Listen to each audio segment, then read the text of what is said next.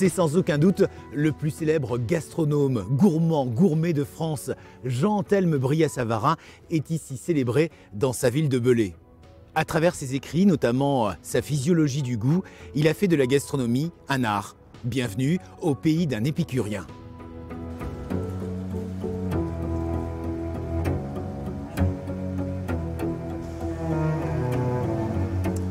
Maison où est né Brillat-Savarin, 1755-1826, donc un contemporain de la Révolution en quelque sorte. On va pouvoir rentrer.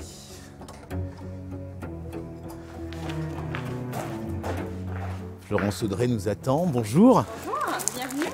Merci de nous accueillir ici donc dans l'arrière-cour de la maison natale de Brillat-Savarin. J'imagine qu'il n'était pas issu d'une famille dans le besoin. Oui, assez aisé pour l'époque. Son papa était avocat, son grand-père aussi. Lui aussi l'était, donc ils ont ce qu'on appelle la noblesse de robe qui était bien établie au sein de leur famille et qui leur permettait donc d'avoir une place au sein de la société un petit peu plus privilégiée. Et est-ce qu'on mangeait bien dans cette maison ? Oui, on suppose en tout cas que c'est ici qu'il a appris les rudiments de la bonne chère et qu'il a ensuite certainement pris quelques idées pour son livre. Alors la convivialité était un trait de caractère chez lui. D'ailleurs, il le dit dans Physiologie du goût, c'est un de ses aphorismes qui ouvre le livre. Donc convier quelqu'un, c'est se charger de son bonheur pendant tout le temps qu'il passe sous notre toit. C'est assez révélateur finalement de la personnalité de quelqu'un quand on voit comment il se nourrit. Oh là là, regardez la vitrine. Elle fait envie, hein. Bonjour Michel, bonjour Annie. Bonjour messieurs, dames.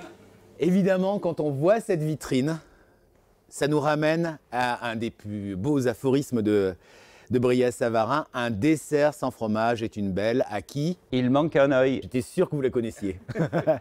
Est-ce qu'il vous marque encore ce Brillat-Savarin aujourd'hui ? On est obligé d'y penser en tant que Bolaisan et on fait des produits de bonne qualité, quoi. Et puis dans notre métier, je pense qu'il faut être gourmand pour apprécier ce qu'on fait et essayer d'améliorer. Et donc évidemment, ce qu'il a fait connaître, c'est la physiologie du goût. On va en parler avec Florence Audrey. C'est un drôle d'ouvrage quand même. Hein.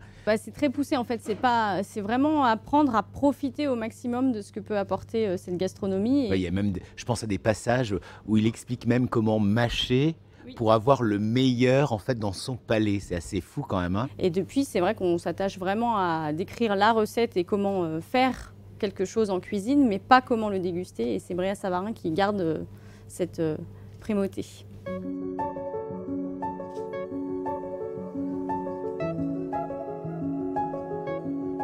Éric, montrez-nous une truffe du budget. À quoi ça ressemble ? Jean-Anthelme Brillat-Savarin. Il ouvre son chapitre sur les truffes en disant « Qui dit truffe prononce un grand mot qui réveille des souvenirs érotiques ». Est-ce que vous connaissiez ses vertus aphrodisiaques, oui. En fait ? Aujourd'hui, moi j'ai 4 enfants. À l'époque, les gens, effectivement, l'appréciaient pour son goût, mais également pour ses vertus-là. Fin du 19e siècle, c'est l'époque où on est vraiment en pic de production. Il y en a énormément. On est sur des bases, au niveau national, on est sur des bases à 2000 tonnes de truffes produites, alors qu'aujourd'hui, on arrive péniblement à 40 tonnes. Écoutez, on va essayer de trouver un cuisinier qui va nous faire quelque chose de la truffe. C'est un croque-bugiste à la truffe, donc c'est un croque-monsieur revisité pour cette période de fin d'année, et puis un clin d'œil au pays de Brillat-Savarin avec la truffe et puis les produits locaux. Dis-moi ce que tu manges, je te dirai ce que tu es. Ça, c'est une phrase marquante de Brillat-Savarin. Elle vous influence encore aujourd'hui ? Moi, en tout cas, j'y adhère complètement parce que je le vois très bien d'ailleurs, ne serait-ce que quand on fait ses courses, on voit à travers les personnes, quand elles font leurs courses, un peu qui elles sont. Et cette phrase, elle ne s'est jamais démodée, c'est quand même sensationnel.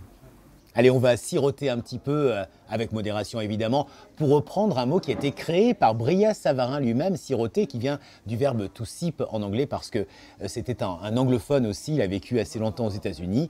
À la tienne, Jean-Anthelme, et à la vôtre.